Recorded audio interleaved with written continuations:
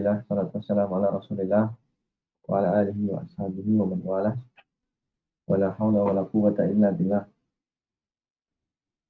Allahumma alimna ma yanfa'una wanfa'na bima 'allamtana wa zidna ilman. Insyaallah pada kesempatan kali ini kita akan melanjutkan pembahasan kitab Taqrib atau matan Ghayahat Taqrib atau matan Abu Syuja, dan terakhir sampai kita di Kitabul Hajj, yaitu di bab haji.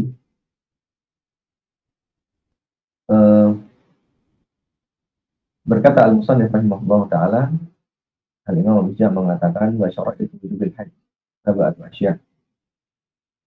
Beliau langsung memulai dengan syara'it wujubul haji, yaitu syarat wajib haji. Ya, secara bahasa, ya, al-hajj itu artinya adalah al-qasdu, artinya adalah qasd itu artinya adalah maksud. Secara bahasa al-hajj artinya adalah al-qasdu. Ya, ada juga yang mengatakan kasratul qasdi, jadi memaksudkan sesuatu, banyak memaksudkan sesuatu, itu secara bahasa. Kemudian secara syariat adalah ibaratun an qasdil baiti lil af'al. Dia adalah, haji itu adalah ungkapan tentang seseorang itu memaksudkan al-baitullah, yaitu Masjidil Haram atau Al-Ka'bah, lil af'al, untuk melakukan ibadah-ibadah, rangkaian ibadah haji. Ya.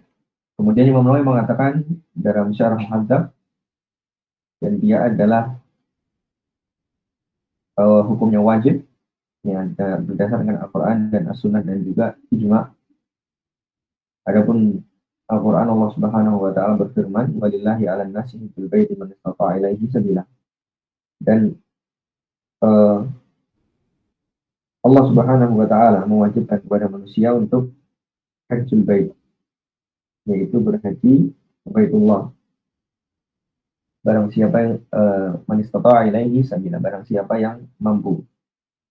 Dan juga dalam hadis disebutkan bunyal Islamu ala khamsin. Islam itu dibangun di atas 5 perkara. Di antaranya adalah, disebutkan di situ adalah haji bagi yang mampu. Dan haji ini diwajibkan di tahun ke-6. Kemudian haji ini ibadah yang sangat mulia. Para ulama, bahkan ada sebagian ulama yang menganggap ibadah yang paling mulia adalah haji, walaupun dibandingkan dengan sholat. Sholat. Ya kan? Tetapi jumhur ulama mengatakan ibadah haji itu lebih mulia daripada selain sholat. Adapun haji lebih afdal daripada puasa, daripada zakat, daripada selain sholat, maka itu dikatakan oleh sangat banyak dari kalangan para ulama. Kenapa demikian? Karena haji itu menghapus dosa yang besar maupun yang kecil. Ya. Nabi SAW mengatakan, barang siapa yang berhaji, kemudian walam yarfud walam yafsuk, ya, tidak berkata-kata, tidak melakukan perbuatan fasik, ya, maka dia kembali seperti adat yaumi waladatu ummuh. Ya. Jadi dia kembali seperti dia dilahirkan, atau seperti baru dilahirkan. Maka dari salah satu hadis yang saya sebutkan ini, sebenarnya masih banyak lagi hadis yang menunjukkan keutamaan haji. Ya, ini menunjukkan bahwasanya haji itu mengampuni dosa, bahkan seluruh dosa. Dan dosa-dosa besar itu diampuni. Ya, walaupun di dalam pengampunan dosa besar ini ada 4 pendapatnya di dalam para ulama. Yang pertama adalah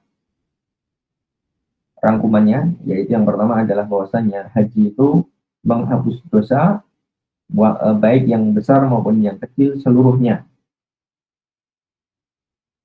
Bahkan dosa-dosa yang berkaitan dengan hak-hak hamba.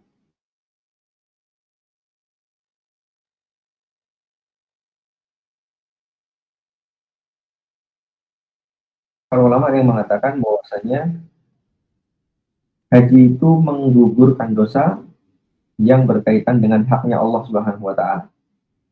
Ya. Jadi baik yang besar maupun yang kecil, pokoknya kalau kaitannya dengan haknya Allah Subhanahu wa taala maka itu bisa menjadi kafarah atau menjadi penggugur dosa. Adapun hak-hak seorang hamba kepada hamba yang lainnya maka tidak gugur kecuali dikembalikan haknya tersebut ya, atau dia sudah memaafkannya atau meminta untuk diikhlaskan. Yaitu pendapat kedua. Ya, jadi pendapat pertama adalah seluruhnya, kemudian pendapat kedua adalah seluruhnya akan tetapi dikecualikan pendapat hak-hak seorang hamba. Kemudian pendapat yang ketiga bahwasanya haji itu menggugurkan seluruh dosa, ya, semuanya bahkan sampai hak-hak seorang hamba pun juga gugur. Ya, yang apa? Tapi dengan syaratnya. Syaratnya adalah la yastati duha. Bahwasanya si orang yang haji tadi itu yang telah mengambil hak seorang hamba atau mendolimi misalnya, atau mengambil hak seorang hamba, ya, akan tetapi dia tidak mampu untuk mengembalikannya. Wa ajiza an adaiha ba'da taubati minha, dan dia tidak mampu untuk menunaikan haknya tadi setelah dia bertaubat. Jadi pendapat yang ketiga ini mengatakan bahwasanya tidak dikecualikan, ya, seluruh dosa diampuni bahkan sampai hak-hak seorang hamba pun, misalnya dia memiliki hak kepada hamba yang lainnya, maka tetap diampuni. Dengan syarat apa? Dengan syarat ya, dia itu memang sudah bertaubat dan dia tidak mampu untuk mengembalikannya. Bisa jadi karena apa namanya sudah lost kontak misalnya, nggak ada yang bisa dihubungi misalnya atau yang lainnya. Nah, makanya seperti itu juga diampuni. Itu pendapat ketiga. Ada pendapat yang keempat ini yang terakhir bahwasanya eh, annahu la yukaffiru al-kaba'ir al-muta'alliqati billahi ta'ala bil kulliyah. Ini pendapat keempat yang mengatakan bahwasanya sesungguhnya haji itu tidak mengampuni dosa-dosa besar yang berkaitan dengan Allah seluruhnya. Wa inna ma yukaffiru isma ta'khiriha wa tatqa bi himmatihi. Ya, ini bahkan apa namanya dosa-dosa yang kepada Allah saja pun tidak diampuni. Akan tetapi kata pendapat yang keempat ini, innama yukaffiru isma ta'khiriha. Yang diampuni itu adalah dosa mengakhirkannya. Wa tatqa fi himmatihi, dan dia masih berutang untuk menunaikannya. Ya, maksudnya apa? Maksudnya misalnya dia pernah meninggalkan sholat, kemudian dia haji, nah kemudian dia belum qadha sholat itu, nah kemudian dia apa namanya berhaji, kemudian dia diampuni, tapi dengan syarat dia harus diqadha, gitu ya. Jadi Allah mengampuni penundaan qadhanya itu nggak apa-apa, maksudnya diampuni, tapi dengan syarat kalau pengen diampuni bil kuliah dengan total maka dia harus diqadha. Seperti apa? Seperti tidak sholat atau tidak puasa misalnya. Ya, maka kalau ada hak Allah yang perlu ditunaikan, maka wajib ditunaikan. Ya, adapun ismu ta'khiriha, dosa dia mengakhirkannya itu, maka itulah yang diampuni. Itu yang keempat. Jadi ada perincian ya. Itu berkaitan dengan apa? Berkaitan dengan dosa-dosa besar. Nah, adapun ada satu lagi pendapat ulama yang mengatakan bahwa dosa besar itu tidak diampuni dengan haji selama dia belum bertaubat. Jadi sama saja ya. Jadi haji itu sama seperti amalan ibadah yang lainnya, pengampun dosa seperti puasa misalnya, maka dia tidak mengampuni dosa kecuali dosa-dosa kecil saja. Ada yang berpendapat demikian. Adapun yang berpendapat mengampuni dosa besar, maka yang saya rincikan 4 pendapat tadi. Jadi kalau dibagi menjadi 2 mungkin ya, satu mengatakan dosa kecil saja, yang kedua mengatakan dosa kecil dan besar. Ya, tapi ada pendapat ya, yang di yang kedua tadi yang sudah saya rincikan. Ya, adapun dalam madhab Syafi'i maka wallahu alam bishawab menguatkan bahwasanya itu menghapuskan dosa besar maupun kecil Itu apa namanya, secara keumumannya. Maksudnya bukan total, akan tetapi keumumannya adalah bisa mengampuni dosa besar juga. Jadi tidak khusus hanya dosa kecil saja, akan tetapi bisa mengampuni dosa besar juga. Dan semuanya itu adalah perkara istihadiyah, ya, dan dhaniyah juga. Dhaniyah itu bukan perkara-perkara yang qat'i, ya, maka semuanya itu apa namanya, adalah hasil dari ijtihad dari kalangan para ulama. Baik, itu masalah haji mengampuni dosa atau tidak. Kemudian kita masuk saja langsung di wasyara itu wujubil haji. Ya, haji itu wajib. Ya, bil ijma tadi sudah dikatakan dengan ijma dan dalam Al-Quran dan juga As-Sunnah juga mengatakan demikian. Adapun umrah, maka jumhur mengatakan umrah itu sunnah, tidak wajib. Ya, akan tetapi dalam mazhab Syafi'i yang dipegang bahwasanya umrah itu adalah hukumnya adalah wajib satu kali dalam seumur hidup seperti haji.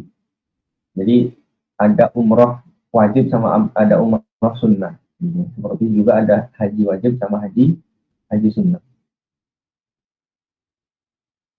Ya, kita lanjutkan saja langsung. Wasyara itu wujubil haji, dan syarat kewajiban haji itu ada sab'atu asyar. Ya, ada 7 poin atau 7 hal. Yang pertama adalah al-Islam, yaitu Islam, kemudian wal bulugh, balik, kemudian wal aqlu, yaitu berakal, wal hurriyah, merdeka, wujud zati war rahilah, ya, dia mampu dalam dari sisi zat, yaitu apa namanya, bekal, dan rahilah, yaitu tunggangan, dan juga jalannya bisa dilewati, wa inkan dan masih memungkinkan untuk berjalan, maksudnya waktunya itu masih cukup. Nanti kita bahas satu persatu. Sebelum kita bahas di situ, maka ada urutan-urutan seseorang dalam menjalankan haji. Jadi siapa saja yang sah, siapa saja yang wajib. Yang pertama, ya, dan syarat-syarat yang pertama adalah orang yang sah hajinya, ya, dari selainnya. Orang yang sah hajinya dari selainnya. Maksudnya adalah orang tersebut bisa dihajikan. Ya. Jadi man yasih minhu walau min ghairi mubasyarah. Jadi di sini hajinya seseorang yang boleh dihajikan itu siapa gitu ya. Maksudnya begitu. Seseorang yang boleh dihajikan itu siapa? Syaratnya adalah yang pertama hanya al-Islam saja. Ya, hanya apa? Hanya Islam saja. Ya. Jadi syarat yang pertama hanya Islam saja. Jadi siapa yang boleh dihajikan? Yang pertama syaratnya adalah Islam, itu saja syaratnya. Ya. Wali ilmali ihramun an sabiyyin ghairu mumayyiz. Maka misalnya ada seseorang yang dia itu sebagai wali harta seorang anak kecil yang belum mumayyiz, ya, anak kecil yang belum mumayyiz, kemudian dia menghajikannya, ya, maka itu diperbolehkan. Ya, maka itu diperbolehkan, maksudnya dianggap sah. Tetapi ini tentunya kalau anak kecil nanti bukan haji yang wajib, ya, bukan haji wajib. Ya.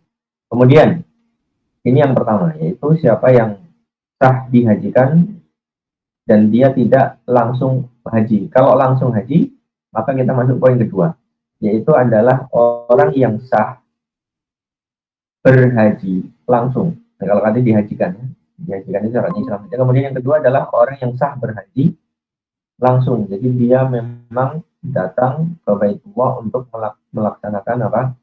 Haji. Maka syaratnya ada dua, yaitu yang pertama adalah beragama Islam, yang kedua adalah at-taqi. Itu dia berumur 7 tahun ke atas, belum balik tentunya. Ya, maka itu sudah dianggap sah hajinya untuk melakukan sendiri, untuk melakukannya sendiri. Jadi ketika seseorang itu sudah mumayyiz, maka dia dianggap sah untuk melakukan haji sendiri. Kemudian yang berikutnya adalah Orang nomor 3, poin ketiga sekarang, orang yang sah untuk nadar haji.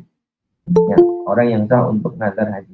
Nah, berarti nadar haji ini ya dia bernadar untuk berhaji gitu. Jadi misalnya dia mendapatkan sesuatu, nggak harus mendapatkan, nggak harus, tidak harus ditaklif dengan sesuatu. Intinya dia bernadar dengan nadar haji, maka wajib baginya untuk berhaji.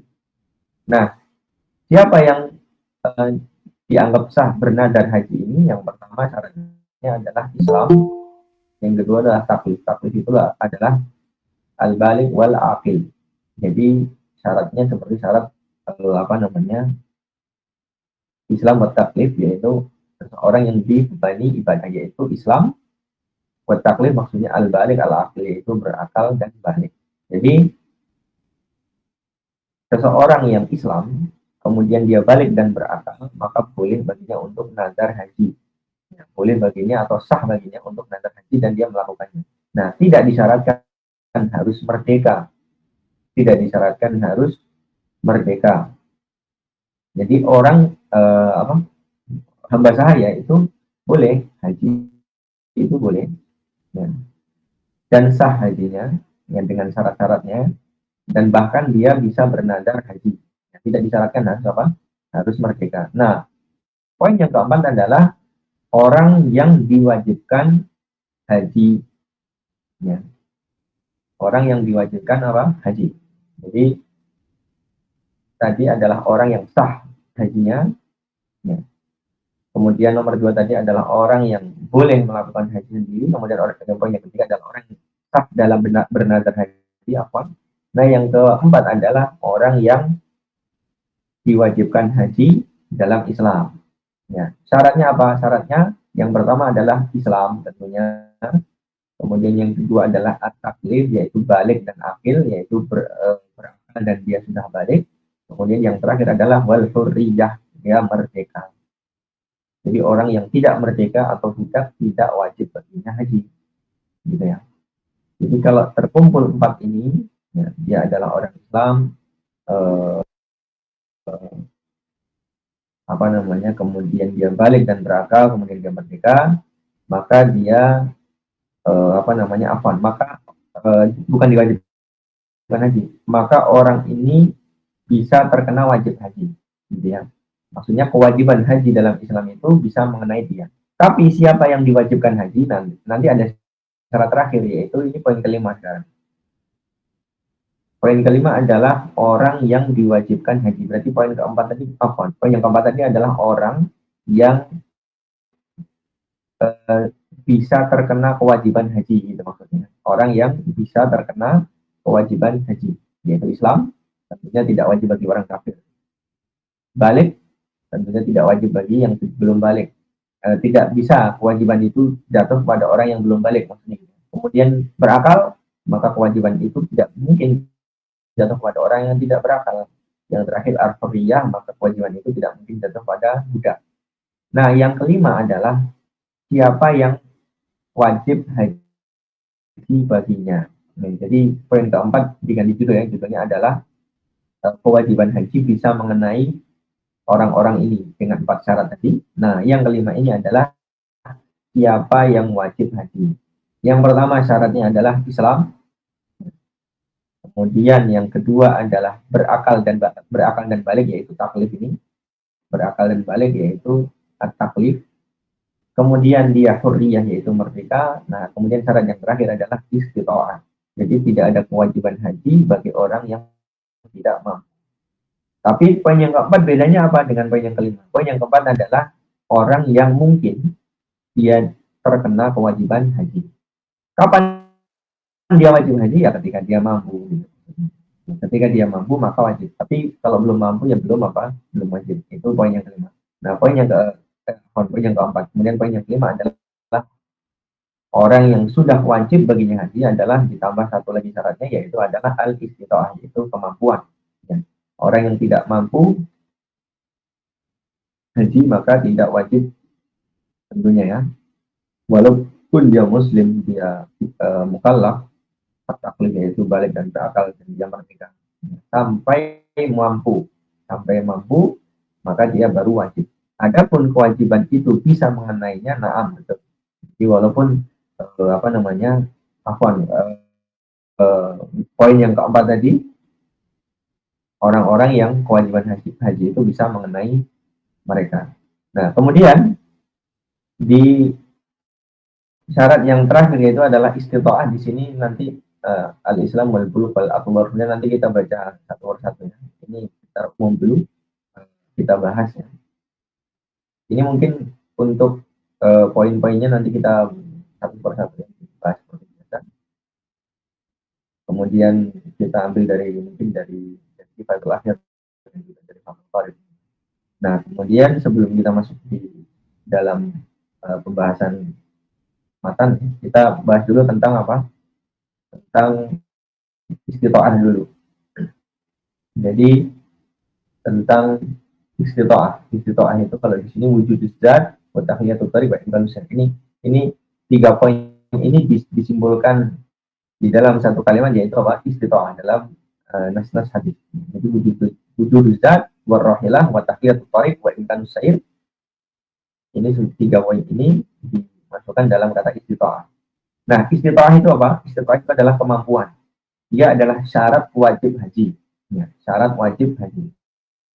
Orang yang tidak mampu, tidak punya istita'ah, tidak punya kemampuan, maka tidak diwajibkan haji. Nah, sebelum kita masuk ke pembahasan poin-poin tiga ini atau rinciannya, maka istita'ah sendiri itu yang sebagai syarat haji atau syarat wajib haji itu terbagi menjadi dua. Ya, yang pertama adalah istita'atu bin nafsi. Ya, istita'ah bin nafsi itu maksudnya dia mampu untuk menjalankan haji sendiri. Ya, ini namanya istita'atu atau istita'atu bin nafsi. Ya, dia menjalankan haji sendiri. Yang kedua adalah istita'atun bil ghair. Dia mampu menjalankan haji tapi lewat orang lain. Ya, maksudnya adalah bukan dilakukan sendiri tapi apa?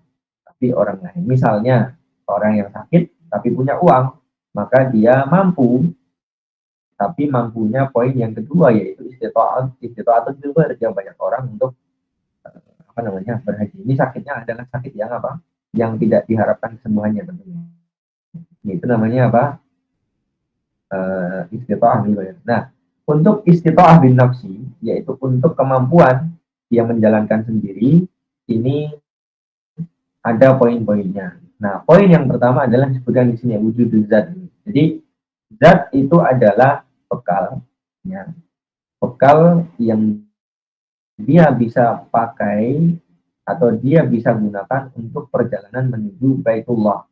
Nah, maka dia perkirakan sebatas kebutuhan dia untuk apa namanya, untuk PP atau pulang pergi. Nah, misalnya dia perkirakan dari Indonesia ke Mekah itu membutuhkan bekal sekian dan sekian. Nah, maka ketika bekal itu sudah ada, maka dia sudah dianggap memiliki zat, gitu ya. Jadi pertama adalah azad, yaitu bekal. Yang kedua adalah warrohilah. Rohilah itu adalah tunggangan. Nanti akan dibahas dengan rinci setelahnya. Tapi kita lewat sepintas saja. Tunggangan untuk dia naiki. Ya. Jadi ada pun tunggangannya jenis apa. Nah, maka itu nanti kita bahas. Kemudian yang ketiga adalah ya, wujudul ma' wal ulaf, ya, fil mawadi al mu'tadah bisa maning misli. Jadi dia mendapatkan, kalau di sini ya, apa namanya, kalau di dalam kitab itu, di dalam kitab itu disebutkan adalah dia mendapatkan air dan rumput. Kalau misalnya dia bawa onta berarti ada air dan rumput. Itu syarat zaman dulu ya ini.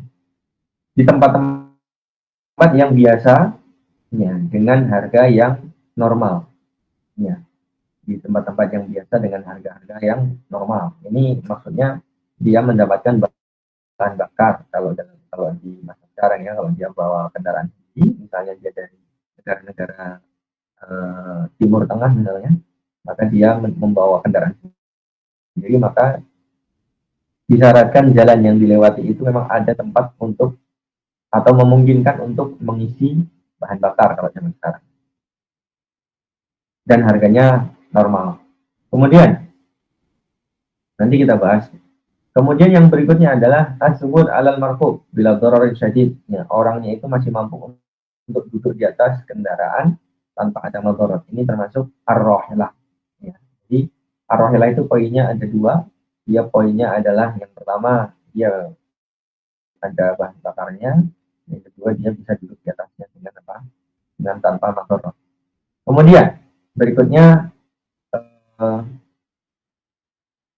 tahliyatul tariq di sini pertama poinnya adalah tahliyatul tariq, jalannya apa namanya, jalannya kosong, maksudnya kosong di sini adalah aman. Yang pertama adalah amnut tariq dianjang liba ala dhanis salama. Jadi pertama adalah tahliyatul tariq, maksudnya adalah jalannya aman, di mana seseorang itu berprasangka kuat bahwasanya dia akan sampai ke Mekah. Nah, berbeda dengan posisi ketika misalnya perang.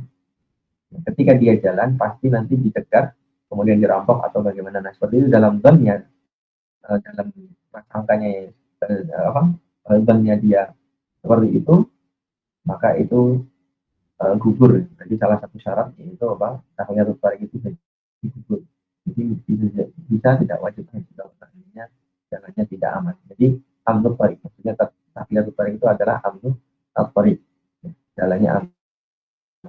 Kemudian imkan sair artinya adalah memungkinkan masih berjalan, masih waktunya cukup.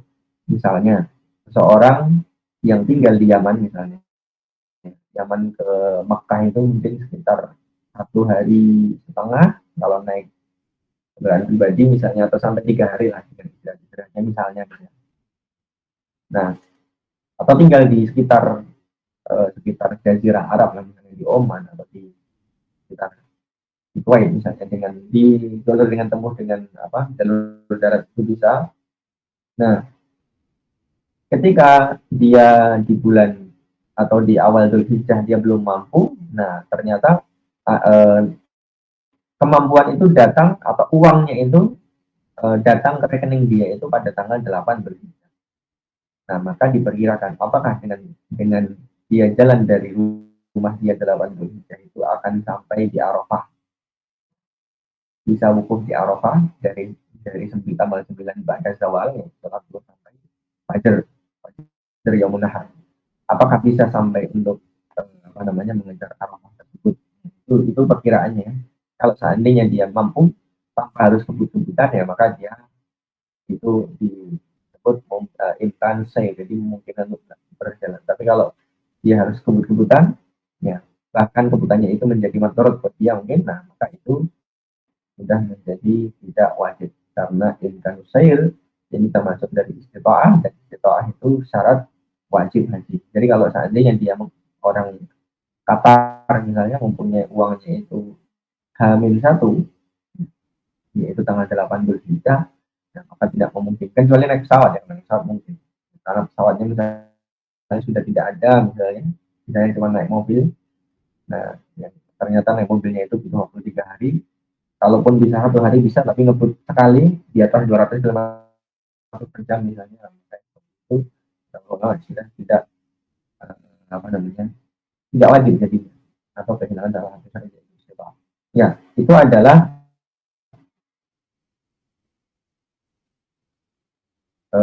apa namanya, itu adalah istitoah tadi ya, istitoah. Kemudian ya, kemudian misalnya ada seseorang yang dia tidak memiliki rohilah. Rohilah itu tidak memiliki kendaraan. Ini sekarang kita setelah tahliyatul tariq dan indonesia, kita kembali ke rohilah, yaitu kendaraan. Apakah wajib baginya haji? Dia tidak memiliki kendaraan. Apakah wajib baginya haji? Maka dirinci, kalau seandainya antara rumahnya dengan Mekah itu lebih dari marhalatan. Marhalatan itu adalah jarak safar, kira-kira ya 80 kilo itu kalau ditempuh dalam menggunakan apa namanya, kendaraan lambat itu mungkin sehari 2 hari mungkin ya, marhalatan, atau sekitar 80 kilo lah, sekitar 80 kilo. lah lebih dari 80 kilo, lebih dari masa fatul qasar itu ya. Jarak qasar atau jarak safar. Ya, kalau seandainya lebih dari itu dan dia tidak memiliki kendaraan, maka lam yajib alaihi haji. Ya, sawaun qadara 'alal masyi am la, maka tidak wajib baginya. Jadi kewajiban itu gugur kepadanya baik dia mampu untuk jalan kaki ataupun tidak mampu. Ya, jadi misalnya dia tinggal di daerah ya sekitar Arab Saudi misalnya tadi di daerah Oman misalnya, sekitaran situ atau di Yaman. Nah, dia tidak memiliki apa rohilah yaitu tunggangan atau kendaraan atau tidak memiliki kendaraan. Tapi walaupun begitu kalau seandainya jalan kaki pun nyampe dan mampu, dan jarak antara Yaman, Oman dan kawan-kawannya ke Mekah itu lebih dari marhalatan, maka dia tidak wajib jalan kaki. Maksudnya tidak wajib baginya untuk jalan kaki untuk berhaji. Maka dianggap dia tidak memiliki istita'ah. Kemudian, wa in kana bainahu wa baina Makkah aqall min marhalatayn wajib alaihi in qadara 'ala al-masyi wa illa fala yajib. Ya, kalau dia kurang dari marhalatan, yaitu kurang dari 80 kilo tadi, jadi misalnya dia tinggalnya di sekitar Arab Saudi saja, di Jeddah atau di kurang dari 80 kilo, ya. Kemudian apa namanya, dia mampu jalan kaki, maka dia wajib. Jadi kalau seandainya dia kurang dari 80 kilo dan dia mampu untuk berjalan kaki, maka dia wajib baginya untuk berjalan kaki. Maksudnya wajib haji berjalan kaki. Kalau tidak, maka tidak wajib. Nah, ini semuanya untuk laki-laki. Adapun perempuan, kata ulama Syafi'iyah mengatakan fala yajibu 'alaiha mutlaqan illa birrahmah. Adapun perempuan maka tidak wajib secara mutlak walaupun dekat kecuali dengan rohilah, yaitu dengan kendaraan. Ya, tadi semuanya itu bagi laki-laki. Adapun bagi perempuan maka mau jauh mau dekat maka wajib naik apa? Wa amal mar'atu fala yajib 'alaiha mutlaqan illa birrahmah. Jadi tidak wajib atasnya secara mutlak kecuali dengan apa? Dengan rohilah, dengan tunggangan atau dengan kendaraan. Nah, kemudian ini adalah istita'ah bin nafsi, yaitu kemampuan dia melakukannya sendiri. Adapun al-istita'atu bil ghair, ya, istita'ah kemampuan dia membayar seseorang untuk berhaji baginya, maka siapa saja yang boleh dihajikan, gitu kan? Maksudnya orang yang wajib. Ini yang sudah diwajibkan ya. Kalau tadi anak kecil tadi kan nggak wajib. Ini yang sudah diwajibkan haji, ya. Akan tetapi dia tidak mampu untuk berhaji sendiri, nah maka boleh dihajikan. Siapa yang boleh dihajikan? Pertama adalah dari mayit, dari orang yang sudah meninggal. Jadi badal haji itu boleh untuk siapa? Itu kira-kira seperti itu. Yang pertama adalah badal haji wajib itu boleh untuk pertama untuk mayit, yaitu untuk orang yang sudah meninggal. Nanti ada 3 kondisi. Kemudian yang kedua adalah dari makdub. Makdub itu apa? Makdub itu adalah ajiz. Ajiz itu adalah orang yang tidak mampu. Maksudnya adalah dia adalah orang yang sudah dikatakan oleh dokter dia tidak mungkin lagi untuk pergi haji. Misalnya dia sakit dengan sakit yang tidak mungkin sembuh atau susah sembuhnya atau umurnya sudah pendek, ya. Atau tidak mampu lagi karena ketuaan misalnya. Maka yang seperti itu apa namanya disebut makdub, ya, atau ajiz. Maka baginya juga boleh apa namanya digantikan hajinya oleh orang lain. Ya. Adapun yang pertama,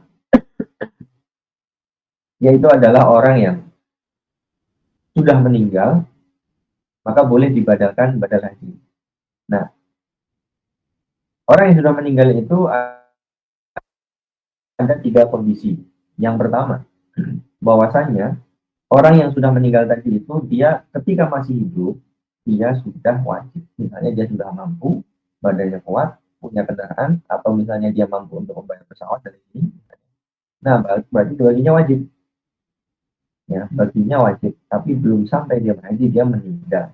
Ya, apa yang dilakukan? Fayajibu an yuhajja anhu min tarikatihi. Maka wajib bagi ahli warisnya untuk menyisakan harta si yang mati tadi, ya, dari warisannya untuk dihajikan untuknya. Maksudnya ada orang pengganti haji untuknya. Ya, kalau seandainya dia tidak memiliki warisan, ya, tidak memiliki warisan, itu kalau dia punya warisan berarti dikurangi itu untuk menghajikan uh, si mayat tadi. Kalau dia tidak memiliki warisan, maka disunahkan saja bagi ahli warisnya untuk menghajikannya. Jadi tidak wajib kalau kalau dia memang dalam hidupnya itu tidak mampu, ya sunnah. Dan diperbolehkan bagi orang yang bukan keluarganya untuk eh, menghajikannya walaupun tanpa izin kalau sudah meninggal. Jadi kalau sudah meninggal itu tanpa izinnya pun, orang asing pun, bukan keluarga pun, itu boleh membatalkan haji baginya. Kemudian kondisi yang kedua, kondisi orang yang meninggal, mengajukan orang meninggal. Yang kedua adalah dia tidak wajib pada masa hidupnya. Maksudnya ketika hidup dia belum wajib haji. Maka disunahkan untuk menghajikannya dari kerabatnya, atau bahkan juga dari apa, dari orang lain bukan kerabatnya. Baik orang tadi mewasiatkan apa namanya, mewasiatkannya ataupun tidak mewasiatkannya. Jadi sunnah saja. Kalau seandainya dia belum wajib haji, maka badan haji bagi orang yang meninggal tadi itu tidak wajib. Ya. Maka hukumnya sunnah. Kemudian yang ketiga adalah orang tadi itu sudah berhaji di masa hidupnya. Ya. Apakah diperbolehkan badal haji yang jenisnya adalah haji sunnah? Ya. Maksudnya misalnya ada seorang orang tua, ayah misalnya meninggal, padahal dia sudah haji. Apakah bagi anaknya untuk menghajikannya lagi? Ya, tapi hajinya tentunya kan haji sunnah. Al-mu'tamad annahu yahuddu anhu idza awsa bidzalika wa illa fa'al. Ya, dalam mazhab Syafi'i, kalau seandainya si mayit tadi mewasiatkan untuk menghajikan, ya, jadi dia berwasiat nanti kalau saya mati tolong dihajikan haji sunnah, maka dia dihajikan. Kalau seandainya tidak, maka tidak perlu dihajikan. Gitu ya. Kalau sudah melakukan haji wajib. Itu tiga kondisi apa? Kondisi badal mayit atau badal haji orang yang sudah meninggal. Yang pertama adalah ketika hidupnya dia memang sudah wajib tapi nggak haji, ya berarti wajib menghajikannya dari tarikahnya, dari apa, dari harta warisnya. Kalau tidak punya harta waris maka sunnah bagi keluarganya untuk menghajikan. Kemudian yang kedua, dia memang hidupnya di masa hidupnya dia nggak mampu atau belum wajib haji, maka sunnah bagi kerabatnya untuk menghajikannya. Kemudian kalau seandainya dia sudah haji dan haji fardu, kemudian dia berwasiat, kalau menghajikan saya dengan haji sunnah setelah saya mati, maka dilaksanakan. Kalau tidak, maka kata mazhab Syafi'i itu tidak perlu. Baik. Kemudian yang kedua adalah makdum tadi ya. Yang kedua adalah berhaji membadali orang yang tidak mampu atau makdum atau orang yang divonis dokter apa namanya, umurnya tidak lama lagi atau divonis bahwasanya penyakitnya tidak sembuh. Itu namanya makdum. Ya, atau saking sangat tuanya maka dia sudah tidak mampu lagi tapi masih hidup. Itu namanya makdum. Nah, maka dia ada syaratnya. Yang pertama syaratnya adalah an yakuna biidni. Nah, kalau untuk orang yang sakit atau orang tua tadi, maka diwajibkan harus dengan izinnya. Jadi tidak boleh diam-diam menghajikan orang yang masih hidup, gitu ya. Yang kedua, hanya kunna ibu mausukan bihi. Syarat yang kedua adalah yang menggantikan atau membatalkan itu orang yang terpercaya. Yang ketiga adalah hanya kunapat hajaan nafsi. Yang ketiga adalah dia sudah berhaji untuk dirinya. Dia sudah berhaji untuk dirinya. Nah, ini adalah kondisi apa namanya, kondisi dua kondisi, yang dua kondisi badal haji, yaitu dari mayit dan juga dari orang yang mampu, orang yang apa namanya, orang yang tidak mampu dalam keadaan sakit ataupun sangat tua. Nah, kemudian saya bacakan dari kitab Fathul Qorib ya. Dari kitab takrib untuk poin pertama yaitu bentar,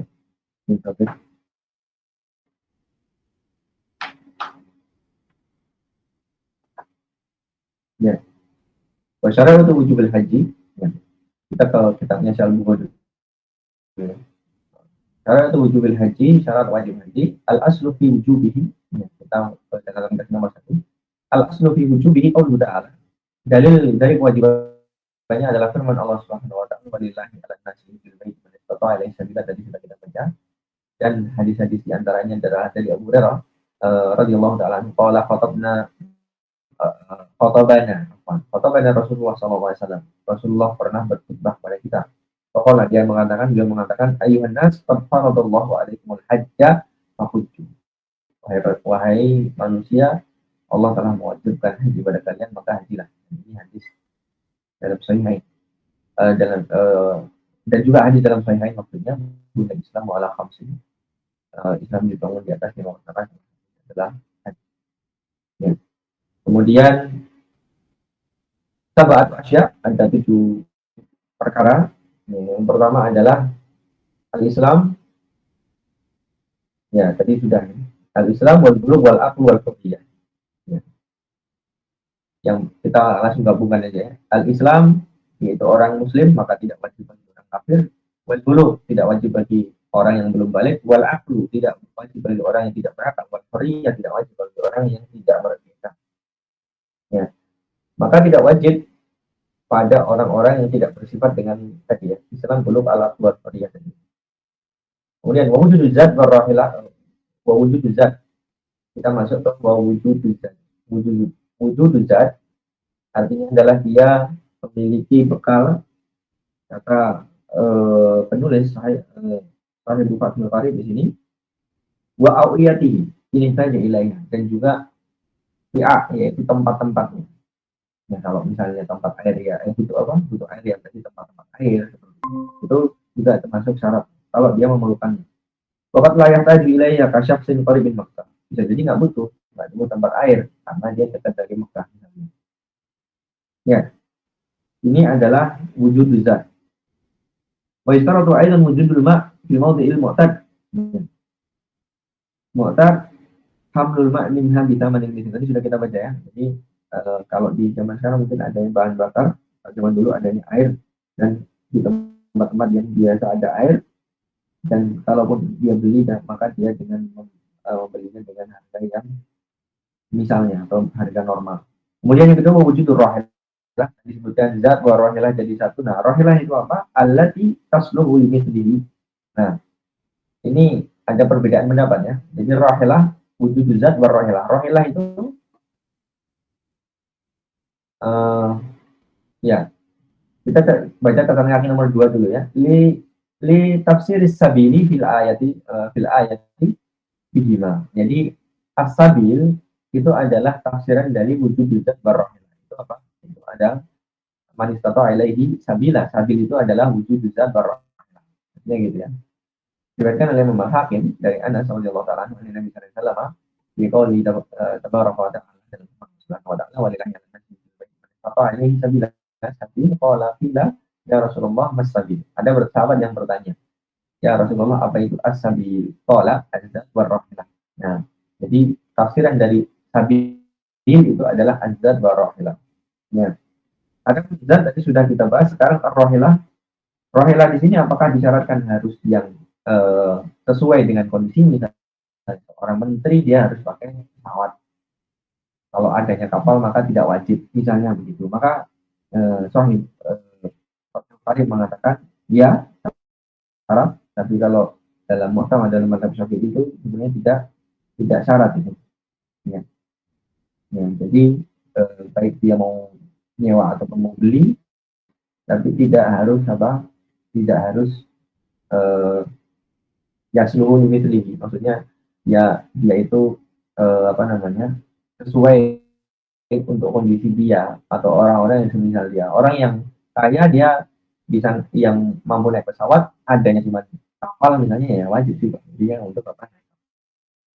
Walaupun dia tidak sesuai ya, maksudnya harusnya harusnya orang-orang seperti itu pesawat, tapi kenapa kapal? Maka tetap wajib. Jadi kalau kita seluruh limit tinggi bisa di sini yang sesuai dengan kondisinya, tapi tidak syarat. Yang betul adalah ini tidak syarat. Baik dia membeli ataupun dengan menyewa. Wahada idza kana syakhsu bainahu wa baina Makkah marhadatan fa'afan. Ini kalau seandainya dia antara rumahnya dan Mekah itu lebih dari marhalatan, yaitu lebih dari 80 sekian kilo. Ya. Baik yang mampu untuk perjalanan atau tidak, sudah kita sebutkan. Kalau seandainya rumahnya itu kurang dari itu, maka wajib baginya untuk berhaji kalau dia mampu untuk berjalan. Ya, tadi sudah kita sebutkan ya. Kemudian kita lanjutkan wa tahliyatut thariq, ya, wa tahliyatut thariq wa imkanu sayr. Tahliyatut thariq dulu. Yang dimaksud dengan tahliyatut thariq adalah amnut thariq dhannan bi hadal ma yaliku bi kulli makan. Nah, tadi sudah kita bahas. Yang dimaksud dengan tahliyatut thariq adalah jalannya itu aman. Jalannya itu aman, di setiap tempat itu aman, sampai dia menuju Mekah itu dia aman. Kalau seandainya seseorang itu tidak aman atas dirinya atau hartanya atau kehormatannya, kalau dia perempuan misalnya, maka tidak wajib baginya haji. Nah, kemudian imkanus sair itu adalah tadi ya, memungkinkan untuk berjalan, yaitu maksudnya masih ada waktu untuk berjalan. Ya. Jadi di sini disebutkan ayat pemenang zaman ba'da berrohilah ma yumkinu fi sayrul mahmud ila haji. Setelah dia memiliki bekal dan memiliki tunggangan, nah itu baru wajib. Ya, kemudian syaratnya adalah dia imkan usair, masih ada waktu untuk berjalan. Masih ada waktu, maka wajib, kalau enggak ya enggak. Fa'in amkana amkana illa anahu yahtaju lipat marhalatin fi ba'dil ayyam bukan yajamu al-haji yusra. Nah ini yang saya sebutkan tadi. Kalau seandainya dia memungkinkan untuk jalan haji, tapi dia harus memotong 83 kilo itu dalam, mungkin dalam seperempat hari atau dalam setengah hari atau dalam sebagian hari. Jadi kalau zaman dulu kan marhalatan itu ditempuh dalam 2 hari, tapi ini hanya kurang dari 1 hari. Dia harus mengejar 2 marhalah itu dengan hitungan jam. Jadi sangat ngebut sekali kalau naik kendaraan atau naik kuda itu sangat ngebut. Nah, maka kata beliau ini lam yalzamul al-haju bil-darar, maka tidak wajib baginya haji karena ada manfaat itu darar. Di sini disebutkan dalam catatan hari ayat salamat tarik minal mu'diyah wa baqa'i zamanin yaktasi'u liwusulihi adatan. Ya. Jadi selamatnya jalan dari para pengganggu, baik mengganggu jiwa ataupun mengganggu harta ataupun mengganggu kehormatan, ya. Dan tetapnya masih adanya waktu yang dia cukup untuk sampai kepada al-bait secara kebiasaannya, normalnya. Gitu. Wallahu a'lam bishawab, itu adalah surut wujubul haji. Baik, ingin sampai sini dulu ya. Arkanul haji kita bahas di pertemuan berikutnya sebelum kita tutup dengan soal ngobrol. Apa Ustaz? Yang tadi pertama itu apa Ustaz ya? Apa? Yang nomor 1 itu apa ya? Kelewat Ustaz. Yang mana? Kan yang kedua orang yang berhaji langsung, orang yang sah untuk nazar haji. Yang pertama itu apa Ustaz tadi? Nah, saya ulang ya. Yang pertama adalah man yasih minhu walau min ghairi mubasyarah, maksudnya adalah sah, dianggap sah, tapi dia tidak haji langsung. Ya, maksudnya dihajikan oleh orang lain. Itu syaratnya cuma satu, yaitu Islam saja. Islam. Bahkan syarat tamyiz pun tidak. Jadi orang yang tidak mumayyiz pun juga, maksudnya orang yang belum balik. Ya. Bahkan misalnya ini ada orang yang menjadi wali harta, tapi walinya orang yang majnun, orang gila. Nah, maka si wali ini boleh menghajikan orang yang majnun tadi. Kira-kira misalnya ada anak yatim, bapaknya kaya tapi anak yatim itu tidak berakal, bukan tidak berakal, tapi dia kurang akalnya. Kan orang yang tidak sempurna akalnya atau orang yang junun tadi itu tidak wajib kan direhabilitasi. Tapi bagi wali yatim tadi, atau bukan wali yatim, apa wali harta, ya, wali yatim kan tidak lagi. Wali harta dia boleh menghajikannya, boleh mengambil uang darinya untuk dihajikan. Nah, ini untuk poin pertama. Wallahu a'lam.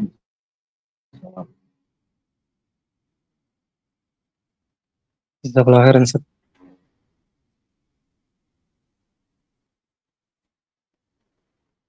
Mungkin yang lain ada yang bertanya? Tafadhol.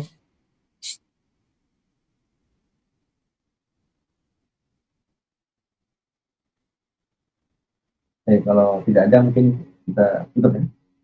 Ya, Ustaz. Ya, betul. Jazakallah khairan, Ustaz, atas materi yang disampaikan pada malam hari ini. Semoga bisa kita amalkan di kehidupan sehari-hari kita. Dan untuk teman-teman yang sudah hadir, jazakumullahu khairan telah hadir. Semoga dapat menambah ilmu dan wawasan dan bisa mengamalkannya. Amin ya rabbal alamin. Karena waktu sudah di akhir, mungkin kita tutup saja dengan doa kafaratul majelis. Subhanakallahumma wa bihamdika asyhadu an la ilaha illa anta astaghfiruka wa atubu ilaik. Akhiru, assalamualaikum warahmatullahi wabarakatuh.